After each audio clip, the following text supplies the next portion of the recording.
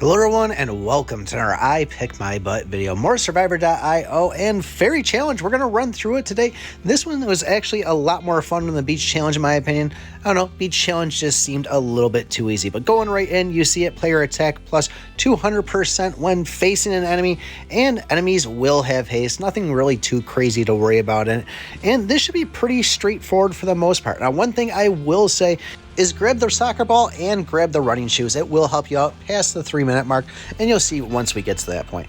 But really, this is kind of a straightforward one, even though it was still pretty easy for me because I am running both the Light Chaser, which is an S grade, and I do have the Eternal gloves on, so that is going to give us the extra boost. Obviously, in this, everything's going to be set off at level 1, but when you do have those S grade items, the extra attack percentage really does seem to help out. Now, for defensive items, S grade is the way to go for the Eternal suit there, because obviously it's going to give us more health, but the fact that we have the attack percentage is going to be increased by 15% if you end up dying. Well, if you take a hit, you end up dying on it, well, now you come in a little bit stronger, and that should be enough to help you out too.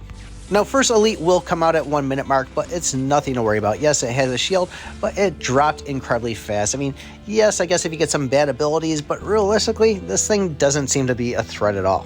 Now, 3-minute mark, we're going to be running into the Ravager. Luckily for me, we already had the Light Chaser evolved, and man, he just dropped really freaking fast. Now, the actual things that are going to happen past the 3-minute mark flash by a little bit faster. We'll just go back and clip them in here so you can see. So experience need to level up is minus 50%, meaning it's only going to take half the biofuel, but player movement speed is now reduced by 40%, and man, it feels slow and sluggish.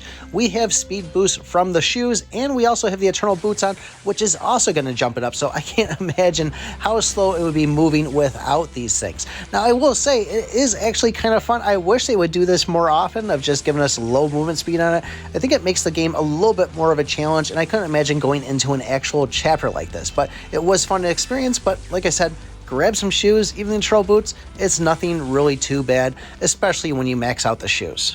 And you saw we just evolved the Destroyer there, and looks like we got Pirate Joe we're going to go up against. Once again, nothing too crazy. That one dropped pretty fast. Now, we do have the Blue Lizard, so I am running the Light Chaser. I'm trying to get as much range as I can by going through and grabbing HE fuel, but it doesn't really seem like they ever got really too close to me to where I was taking any damage.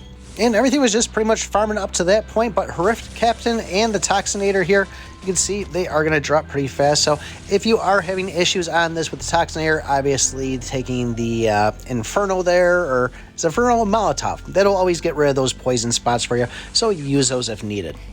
Now, at the 6-minute mark, we're going to have it where we're going to heal full health every 60 seconds. It's not going to work during the bosses though, and then the actual nerf on this is going to be there's lightning strikes every 2 seconds. Now, I was avoiding these. There's only one that pops up every 2 seconds. You'll see it on the screen right there.